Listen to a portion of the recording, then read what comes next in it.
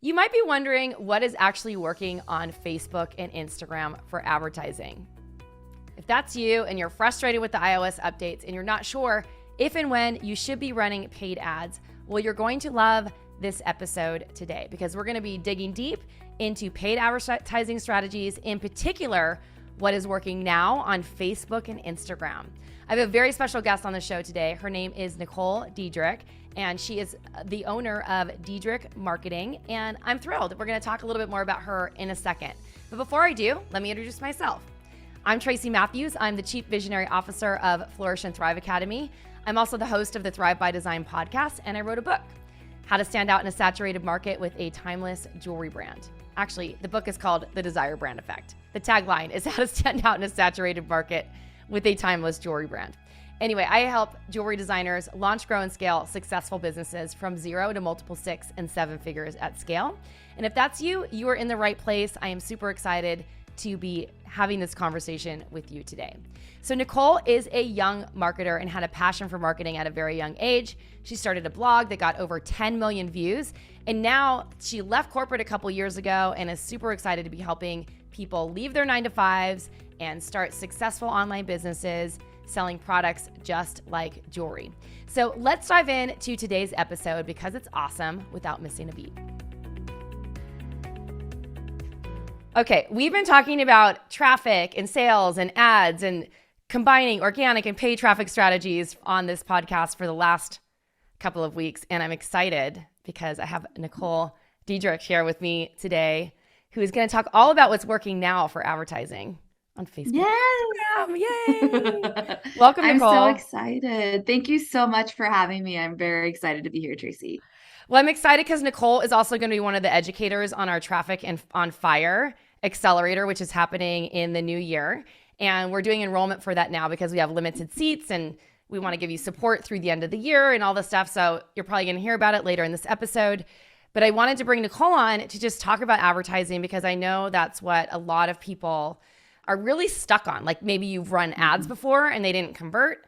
Maybe you've had some success with ads. Maybe you don't know if you should or shouldn't be running ads. And so we're going to dig into some of those things today. So let's do this. Before we dive in though, just tell us a little bit about your history. How'd you develop your marketing agency? Yeah, so I'm pretty young, which is kind of the fun part, I guess, of entrepreneurship, but it also makes it a little bit difficult. I went to school for broadcast news and production and advertising with a minor in Spanish, as my dad always says. Make sure to say that because I worked hard for that. But I went to school. I wanted to be in the news world. I really wanted to be like this famous anchor and reporter. And then I realized along the way that it's dangerous. You also don't get paid that much. And, you know, as adults, we kind of had to pay our bills. So I didn't want to move all over the place. And what I did was I graduated, went into the news world, but into the marketing and creative studio space. So I was doing commercials, promotion, all of that. But during school, I actually was able to kind of buy my way through school with blogging. So copywriting, content, and social media was where I kind of saw an opportunity. And that's where making money online kind of blew up. So from that point forward, I was like, oh, wow, I can do these things. I can market, I can create a business. I was very entrepreneurial since I was young. I mean, I would do like lemonade stands. Like that was always my thing. So it's been a fun journey. The marketing agency kind of came, I thought, oh, I can do this by myself, right? I'm very self-sufficient, so I can figure things out. But as all of you small business owners know, it's very hard to be everything in your business and do it successfully as well as sleep. So when I decided to start bringing on a team and that this was actually working, it was right before COVID hit. And that's actually when things blew up for us. So I dove into advertising more. I'm very good with data and numbers, and I was able to make it make sense. For those of you in the jewelry world or even, small business world, sometimes there's pieces of our businesses that just don't make sense. And that was something that I was good at doing for everyone at any level. I was like, here's the data. So dove into that more, found some amazing team members to help us. And so now I kind of get to run the strategy and the numbers and just kind of help our clients accelerate. And it's been a dream come true. I mean, obviously a lot of tears and a lot of failures along the way, but loving it. Super exciting. Okay, so I just want to pull something out that you said there. I'm much older than you. I'm in my 50s, but like when I was in college, I mean, I didn't pursue it like you did. I didn't go down the path to learn it. What I always thought I was going to be was like a news anchor. Yeah. Which is so funny. And I'm like, oh, I'd be like a great reporter. My dad's like, you should be an attorney because you're very argumentative. But yes. Or at least I was at that time in my life. I don't know. Trying to get rid of that, trying to listen better. And it's funny because at the end of the day, like, I'm like, oh, that's what I thought I would do. And now here I am, like, with this podcast, and I'm always like, on video. Yeah. Part of it. Doing the reporting stuff. It comes in handy. That was like probably the best schooling I could have gotten, especially for this route. Because I mean, communications isn't everything, right? So. Well, my first question to you is, I mean, it's a big question. And also, I think that we're going to probably break it down a lot. But like, advertising has changed so much. iOS 14, like, blew up the ads world. Facebook, it's expensive now to advertise on there. It's not as affordable. And to get a return on investment is a lot. And you run Facebook and Instagram ads. So what's working? Like, Yes. So like you said, Tracy, it obviously depends on what you're selling, what your niche is. Facebook ads are still working, but what I'm seeing really work, no matter the level of your business, is lead generation. Lead generation has been crazy successful for all of my clients, no matter their level, no matter their spend. And the cool thing about this is if we can be patient with lead generation, we are bringing in your perfect buyers, right? So that's the goal. These people who are opting in to either early access or your communities, anything that we're giving them freebie wise, they're saying, hey, I'm interested. I would buy what you are selling, right? But at this point, I'm getting something free. I want to test it out, get to know, like, and trust you.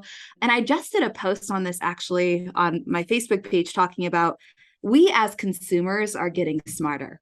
Right. We are buying a lot more online, and we're wanting more of that personal connection with who we're spending our money with. Right. So lead generation is a great space if we can be patient.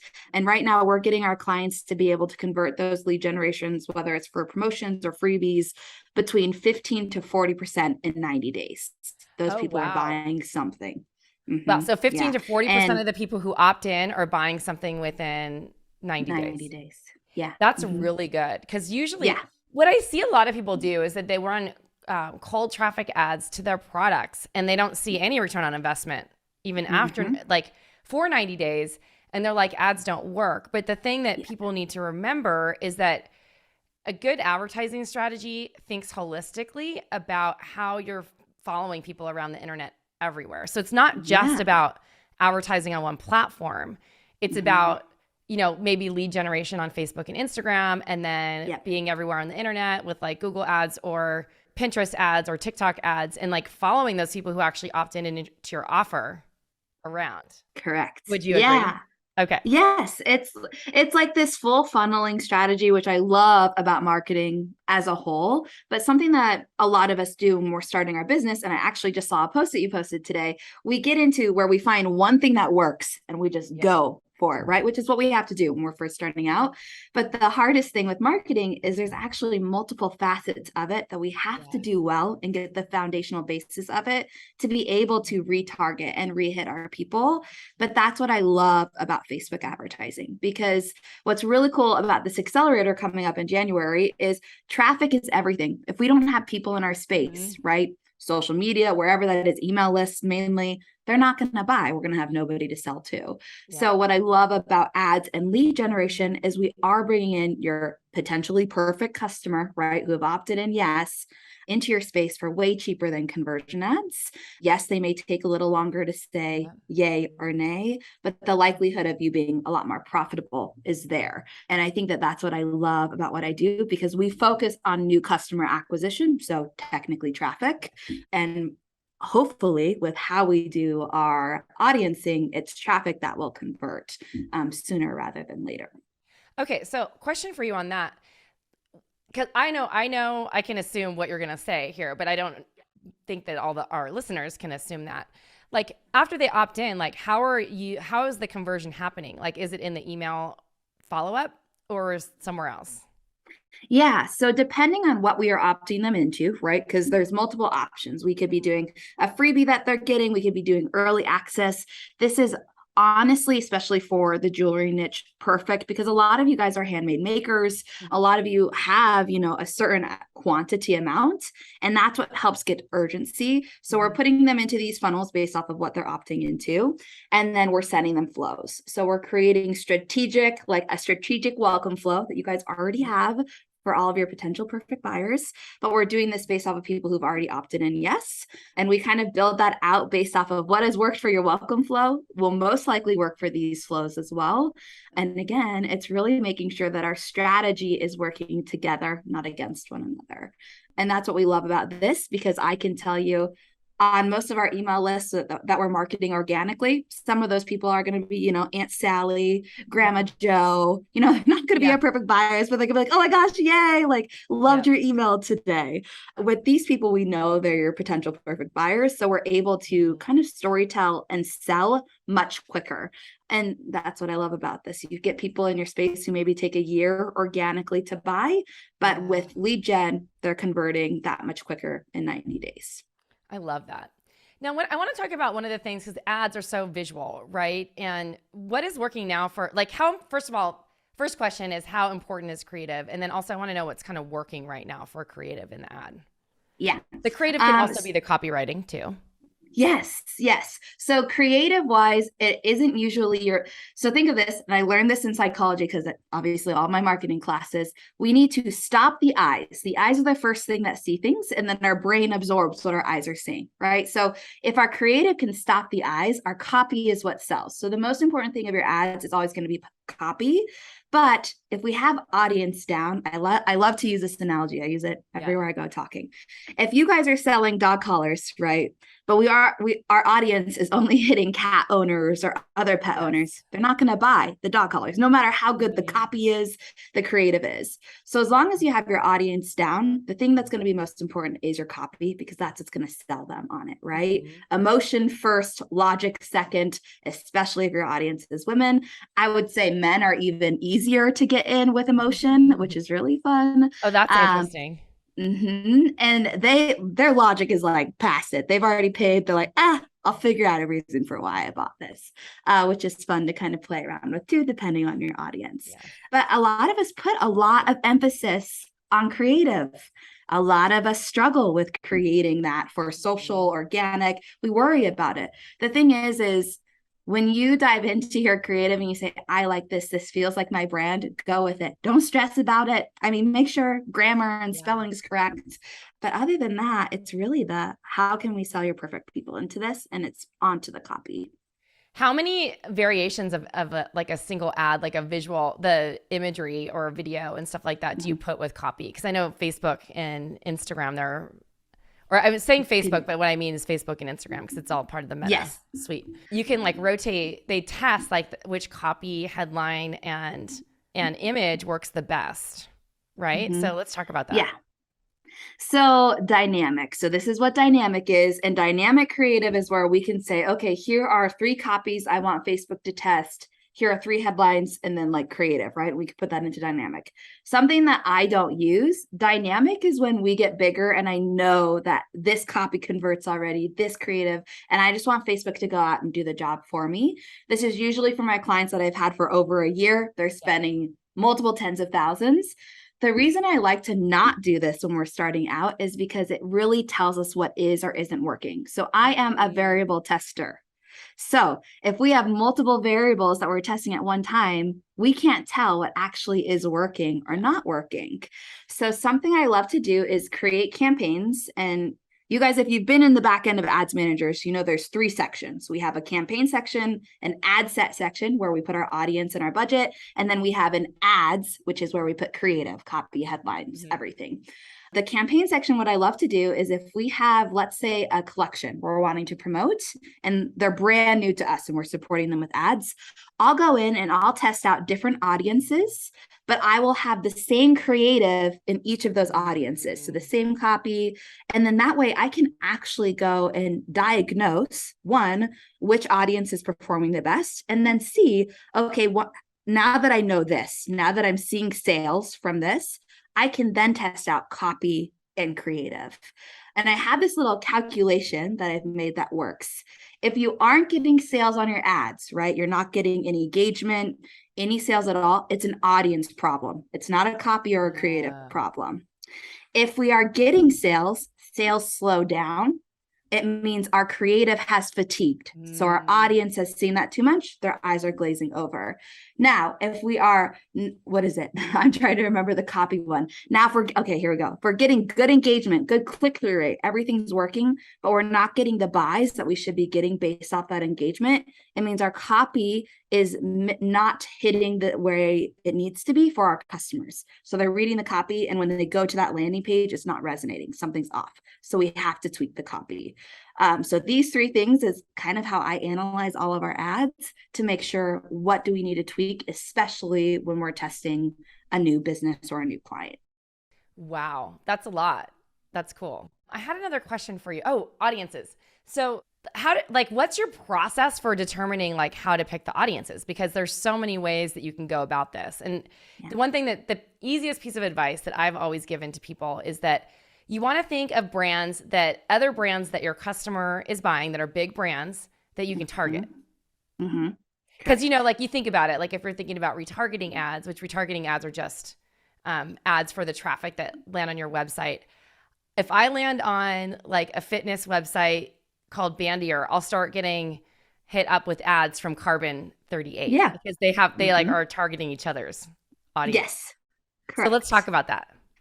Yeah, so there's actually 2 different options that we go with now. So iOS has changed the game for ads, which in my opinion is really good because it now means actual marketing strategists have to do their job in ads, which is more detailed targeting. We can't just go full broad AI unless you have millions of dollars, go for it. But I like to do detailed targeting. And what we do is we actually do a competitor's broad detailed audience and then a personal detailed audience on like their best or like most revenue bringing in avatar, right, for that client.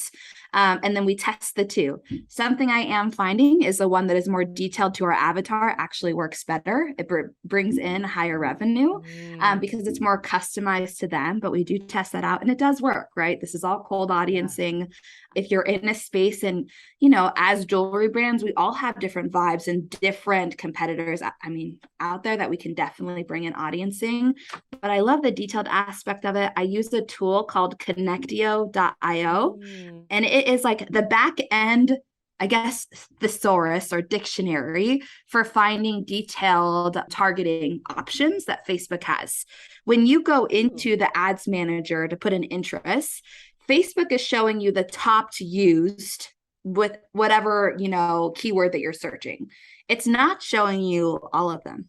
So whatever your competitors are using, right, and they're using them a lot, that's what's going to show up for you if they're using the same keywords to search. Connectio shows you all of it, which has been very foundational for us helping our clients build them strong audiences, but also when I'm teaching people how to do ads for themselves, build audience successfully as well and kind of weave themselves out of just competing for the same space that their competitors are. That's awesome. That's amazing. I love that tool. And you can buy it, like, I think you can buy it for a lifetime of like $199. It is not expensive at all. Yes. Oh, yes. wow. And it just always works for those audiences. Yeah. How important do you think a content strategy is like paired with an advertising strategy? It's huge. I think having, like we were talking about earlier, the full understanding of where your customers find you, right? Like where's the place that makes you the most money organically, and building off of that to build your ads is super imperative to growth, but also it's super imperative to being able to scale. Ads are not a tool that are going to make you millions of dollars overnight. Now, I have had crazy good success with super niched business owners do well, right? Yeah. But it didn't make them a millionaire overnight. But what it does allow us to do is it allows you guys to scale, which I think is the most imperative thing as a business owner, is we are overworked and we are underpaid.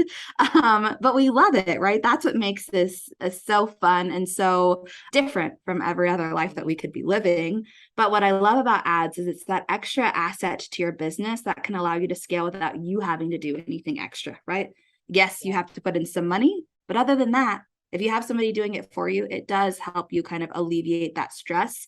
Something that I get asked a lot about with like the content and the ads and when am I ready, right? How do I know? The biggest thing is you don't want ads to be over, like I would say 40% of your sales a month, because ads are kind of that back end thing, right? They shouldn't be the full reason that you're making sales, because ads fluctuate a lot during the year. That's great advice. And I think too much of us, we put kind of that pressure on ourselves that, oh, I need this to be doing that. No, ads is like, I love it when it's at 25% or 33% of my clients' monthly revenue. I feel really good about that. It's a scalable number. And when it fluctuates, I can help my clients with their email strategy or their organic strategy, make sure we're bringing in more, right? And I do think that that's something that's not talked about enough. Like people are like, oh, I just want to move everything over to ads and I want everything. No, that's not how it works. No, it can't and work. It's not safe. You know, it's not something that is strategically smart for us to do with our marketing and with your money. It's also not sustainable. Well, here's the thing. We've been running ads for like the majority of the time that we've been here at Flourish and Thrive. In the beginning, it was just usually when we were doing a big launch, emails landed in the inbox, so it wasn't as big of a deal. Now there's so much more competition for email inbox space and stuff like that, which is also a consideration. But the whole idea behind like even what you were saying before, lead generation ads, is to get people onto your email list, and then you pay for that contact once, and then hopefully you provide to them enough value that they want to stay. And it's really about acquiring, like spending the money to acquire a first-time customer, but turning them into a repeat customer, because that's how a business grows. It's not about getting hundreds of new customers all the time. The way you scale is getting people to buy from you more than once. Correct. Right? 100%. Yeah. And that's the thing that I'm finding working really well with ads, lead gen, but also conversion, is a lot of people, we have this stigma that ads are bad or that we're wasting money or that Facebook's too expensive. Facebook is still the cheapest advertising platform out there with the most data that we can find using other tools. Facebook backend tool, not my favorite, but there are amazing tools like Hyros that I use, and then UTM tracking, which is a little bit more manual. But with that being said, still the cheapest. Would you rather, right? And this is the thing, pay some money to know that you're bringing in perfect customers, right? That are going to buy again. They're not one-time buyers, or spend a lot of time and or most likely money on social media content and emails, and have those people coming in organically to you, joining your email list, and not being buyers or only being one-time buyers. So that's the benefit of ads too, is you know that these people who are being brought in right now, for my clients, we're averaging between a 25 to 40% buyback rate within 90 days. What does that mean? Customers are. So that means they're a first-time customer. So they bought, and then 90 days later, or within that 90 days, they're buying again for that client. Okay. So awesome. It's out there. It's doable. Everyone can do this. Obviously, ads are a strategy. It's hard. There's a lot of technicality to it, but we teach people how to do that all the time. Obviously, clients come to us and we do it for them, but it is doable to make sure that we're bringing in your right people, and that they aren't just one-time buyers. They are buying back again, and hopefully being lifetime cheerleaders of your brand and business if we're telling our story correctly and we're being genuine and authentic. So I forgot to ask this when I was asking you about the content strategy, but how does SEO tie into content ads and everything else? You got to tie it all together. Let's put a pretty bow on tie it all together. So, and see, this is interesting because I think a lot of people focus on SEO. And the biggest thing with SEO is it takes time, right? It's not something that is instant. Like I could start an ad for you and get a lead for you today, right? Or multiple leads for you today. SEO is a continuous game of making sure that we are top of mind and staying in the organic search top of mind. So it's a lot of keywords. The cool thing about what we're doing with ad strategy and content marketing is if we stay in our lane and we're like, these are our brand words, these are our keywords, these are our mottos, these are what our customers are searching for, this is how we're going to stay in front of them. It's showing us, it's actually planning out how we need to do ads. and we can hit those people again. So if you use PPC, which is usually Google advertising, what's awesome is if you have Facebook ads and Google ads going at the same time, it literally tracks those people. So if they're on Facebook, right, and they're engaging with your ad, Google can be like, aha, because Google can still take all of the information and be like, I'm going to show them again this ad for them to buy. Great. Yep. So it's just like it completes the funnel when you are being strategic, when you are being like, and honestly, this is a learning curve for everyone. So some of this may be going over your head right now, which is completely fine because I want you to know this is a process, right? Each of us have these things that we implement. But if there's one thing you can start doing on your website now, it's making sure that the keywords that your customers are searching, right, when they're wanting to buy your product, you are putting into blogs, onto your product pages, descriptions, and in your website. So great. So great. So that was so much information. Gosh, I feel like we crammed so much into such a short period of time, which is fantastic. I think my final question for you is really, well, I have two questions. Number one, when is the right time for someone to invest in an agency versus DIY? And then what are some things that people can do if they're not ready to join an agency to start getting ads set up themselves? Yes. So I would say if you are not over the 10K mark a month, I wouldn't look into an agency yet, but it is totally time for you to look into DIYing it. How you can do that is, of course, follow me, go to my courses. I have courses on how to do this, and we can help you with that as well. But the reason I wait till we're at six figures before you hire an agency is because it is a lot of money, whether you hire me or whether you hire somebody else. It's an investment that has to be prepared and have budget behind it, right? So if you can only have, I can have my agency, but I can only put $1,500 in ads, and your agency fee is more than what you're spending on ads, it kind of deprives you of the growth that you need. Doesn't really make sense. So if you can, doesn't really make sense, right? But if you can do it yourself, or kind of lead generation, really great place to start. And it's really easy. It's much easier to do yourself than conversion ads. And so what you can do is you can say, okay, I'm going to start out with a $500 budget a month. The biggest thing that people make mistakes with is they're just not consistent, and they don't figure out, they bootstrap it, right? They don't do a course, or they're not in a membership, or they're not in a supportive space that knows how to do it properly. To where then they give up and they don't see that success. Most of the time too, a lot of people start with conversion ads, and I want everyone to know lead gen is where to start, because it's going to boost your confidence. You're actually going to see people joining your lists, and that right there kind of helps you see, oh, okay, I can see how ads can support my growth. And then once you start seeing those sales too, it's phenomenal. I actually have a member in one of our marketing memberships that I have that went through my course. She's doing her lead gen by herself, and she wrote to me the other day, and she's like, I just want to let you know that I've gotten 150 leads and I've only spent like $500. Oh, wow. That's great. 7 of those people have already purchased. And I'm like, she's like, and I'm not running any conversion ads or anything. So to me, that's a win, right? I want everyone to know that this is doable. It just takes a lot of time. As you get bigger, what takes time is understanding where the sales are coming from so you can scale. So that's why at the 6-figure mark, even if you're doing some of it yourself, hiring an agency comes into play. What we do differently too is we don't just do your ads and your numbers. We actually strategize your full marketing strategy so that we can make sure we're working in line with what you're doing with organic, what you're doing with email, and funneling it. But the biggest thing is knowing where those sales are coming from so you can scale that appropriately. Is it Google? Is it organic? Is it email? Is it social media and Facebook ads? And that's what is really hard currently because of just all of the rules and the opting out of being tracked. Yeah, that's true. The opting out of being tracked. And does that affect retargeting ads?